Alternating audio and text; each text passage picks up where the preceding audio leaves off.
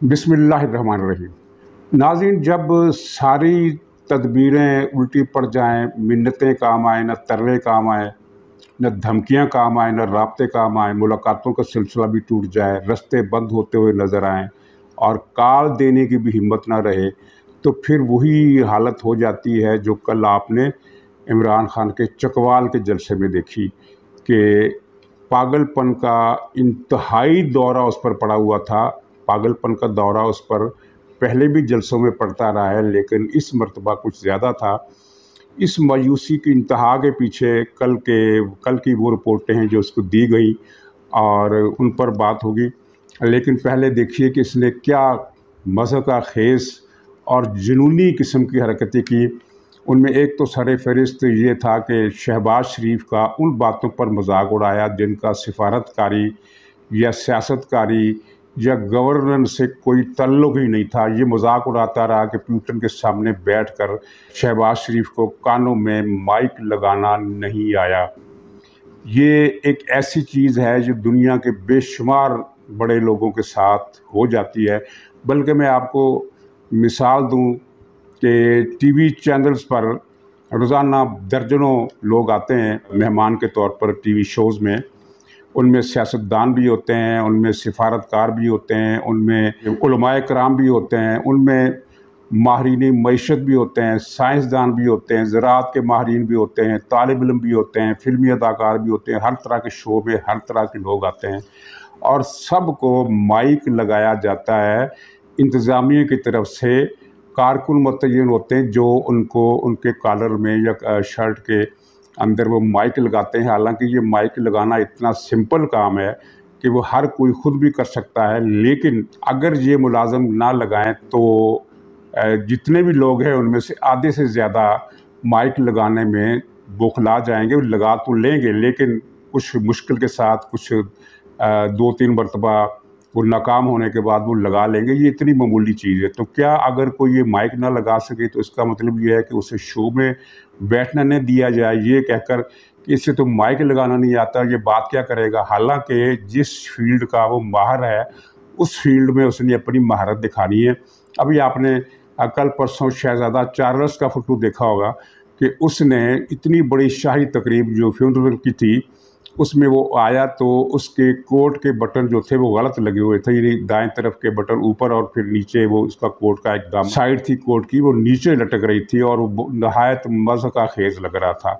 अब इमरान खान की मंतक को माना जाए तो फिर शहज़ादा चार्ल्स को जो किंग बन चुका है उसको शाही मनसब से माजूल कर देना चाहिए कि जो कोर्ट के सही बटन नहीं लगा सकता वो उमूर सल्तनत क्या संभालेगा। अगरचे वहाँ सल्तनत की उमूर संभालना शाह की ज़िम्मेदारी अब रही नहीं। ये एक रस्मी अलामत बाकी रखी है बरतानिया वालों ने, लेकिन बहरहाल वो शाह है।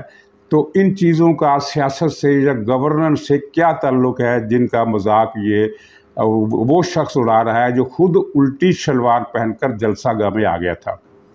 वैसे बरसबिली तज़किरा किसी इंफॉर्मेशन ब्रेक की थी, पता नहीं किस हद तक सही है कि ये उल्टी शलवार अपनी बौखलाहट की वजह से, ये हवंदकपन की वजह से पहन कर नहीं आया था, बल्कि ये टूने का हिस्सा था। इसे कहा गया था कि एक जलसे में कम से कम तुम ये शलवार उल्टी पहन कर जाओ, मसले सुलझ जाएंगे। ये उन साहब की ब्रेक की हुई खबर है, मुझे इस बारे में ज़्यादा पता नहीं है। लेकिन बहरहाल जो शख्स खुद उल्टी शलवार पहन कर आ जाता हो और जो तकरीरों में फ़िक्रे सही अदा ना कर सकता हो, गलत बातें कर जाता हो, जर्मनी जापान की सरहदें मिला जाता हो, साल में 12 मौसम की बात करता हो और उससे बढ़कर ऐसे फ़िक्रे मसलन एक ही हफ्ते में उसने एक जलसे में पहले ये कहा कि मैं आपको सीरत नबवी से आज़ादी दिलाने के लिए आया हूँ, और फिर उसी हफ्ते के दौरान तीसरे या चौथे दिन उसने कहा कि मैं आपको कलमा तैयबा की ग़ुलामी से निजात दिलाने आया हूँ। जो शख्स इस तरह की बातें करे उसे एतराज़ है कि शहबाज शरीफ को कान में वो ट्रांसलेटर वाली मशीन का जो माइक है वो लगाना नहीं आया। वो माइक कहते हैं या उसका जो भी उसका वो पोर्टल होता है जो कान में लगाया जाता है, माइक तो मुंह के सामने होता है, तो वो पोर्टल है जो कान में लगाते हैं, शायद उसी से वो ट्रांसलेशन जो है सारी वो सुनता है और आदमी उस पर रिस्पॉन्स करता है, तो वो उसी के ज़रिए फिर वो बातचीत चलती है दो ऐसे हुक्मरानों के दरमियान जिनकी ज़ुबानें मुख्तलिफ हों और जो अंग्रेज़ी में कामन तौर पर बात ना करना चाहते हों। तो इस तरह की बातें की। फिर ये मुश्तिल हो गया, वो मिस्टर एक्स पर भी हमले किए, उसने मिस्टर वाई पर भी हमले किए और अवाम को अपील की कि अगर मिस्टर एक्स तुम्हें धमकी दे तो तुम उसके जवाब में धमकी दो। अब आप कोई बताए कि कौन सा मिस्टर एक्स है जो अवाम को धमकियाँ दे रहा है। ये सीधी सादी इंटेलिजेंस एजेंसी पर उसने अटैक किया और इतना ब्लेटेंट अटैक जो है किसी एजेंसी पर, इस एजेंसी पर आज तक किसी सियासतदान ने नहीं किया। और यही नहीं, इसने गद्दार गद्दार की तकरार फिर दोहराई। 3 मरतबा एक ही फिगरे में कहा कि जिन गद्दारों ने ये इन चोरों और डाकुओं के टोले को मुसल्लत किया और जिन गद्दारों ने ये किया, जिन गद्दारों ने ये किया, तो ज़ाहिर है इसका इशारा वाज़ेह अंदाज में जनरल बाजवा और उनके साथियों की तरफ था।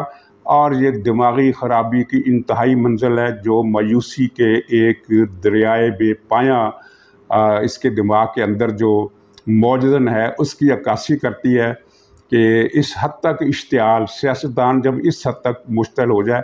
माजी में हमने कभी किसी सियासतदान को इस हद तक मुश्तल होते नहीं देखा।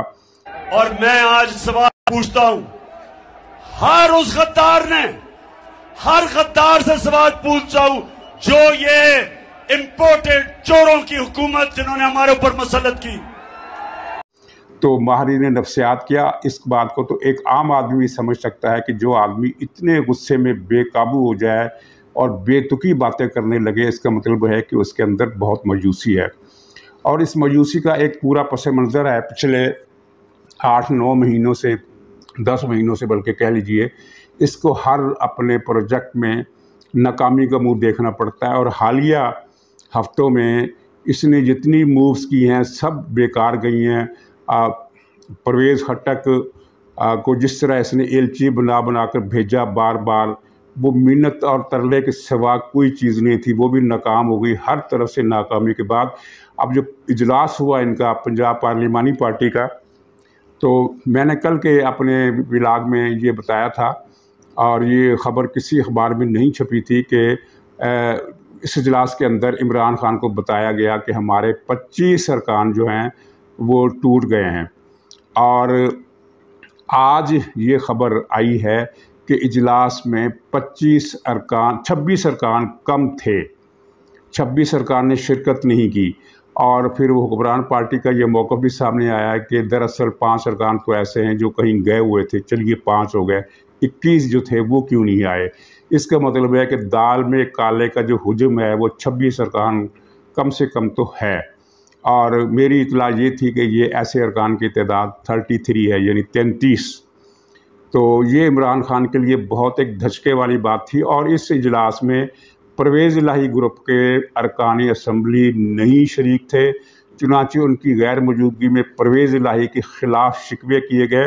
वो चीज़ अखबारात में आ गई, बल्कि मज़ीद बातें भी आ गई। लेकिन जिस बात को मैं पॉइंट आउट करना चाहता हूँ, सिंगल आउट करके बताना चाहता हूँ कि एक ख़ास बात थी, वो ये थी कि पीटीआई के अरकान असम्बली ने इमरान खान से कहा कि परवेज़ इलाही हुकूमत की, परवेज़ इलाही की कारकर्दगी जो है वो उस्मान बुज़दार से भी ज़्यादा बुरी है और ये चीज़ हमारे लिए बड़ा मसला बनेगी अगले इलेक्शन में। तो नाज़रीन, इसमें जो नुक्ता जो मैं सिंगल आउट कर रहा हूँ वो ये है कि इन अरकान असम्बली ने तस्लीम किया कि उस्मान बुज़दार की कारकर्दगी बदतर थी। जब आप ये फ़िक्रा कहते हैं कि परवेज़ इलाही उससे भी बुरा है, तो इसका मतलब ये है कि वो भी बुरा था लेकिन परवेज़ इलाही उससे भी बुरा है।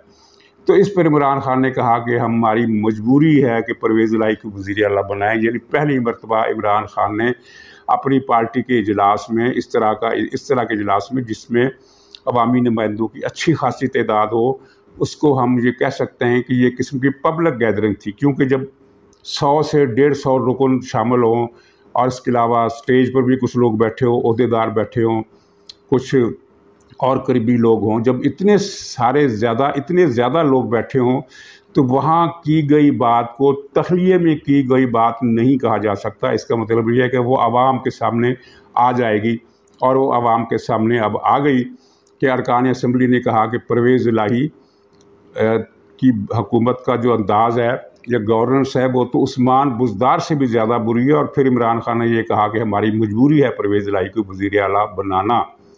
इससे पहले इमरान खान ने ऐसी बात नहीं की थी। पहले ये कहा था कि इत्तेहादी है, बड़ा अच्छा आदमी है, बड़ा अच्छा काम कर रहा है।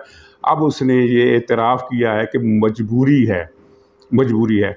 और नाज़रीन, इससे भी बड़ी बात जो उसने की वो ये थी कि अगर जल्दी इलेक्शन ना हुए तो फिर हमारा कोई मुस्तकबिल में चांस नहीं है। यानी इमरान खान को आने वाले हालात का अंदाज़ा है, और इसका ये अंदाज़ा भी गलत है कि अगर अर्ली इलेक्शन हो गए तो हम जीत जाएंगे। ये अंदाज़ा भी गलत है, और इसके बारे में भी कई वजूहात ऐसी हैं जिनकी बुनियाद पर ये बात आसानी से कही जा सकती है कि जो अंदाज़ा इसने और इसके हामियों ने लगा रखा है और कौम को बावर करा रहे हैं कि ये तो 2/3 अक्सरियत के साथ जीतेगा, या कम से कम भारी अक्सरियत के साथ जीतेगा, यानी सादा अक्सरियत से ज़्यादा वोट ले लेगा।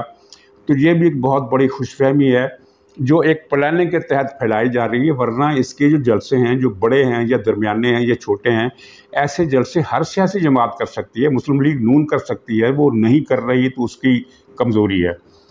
तो बहरहाल जो बात असल थी वो ये थी कि इसको भी पता है कि इस वक्त जो सूरत हाल है वो अब रिवर्स जाना शुरू हो गई है।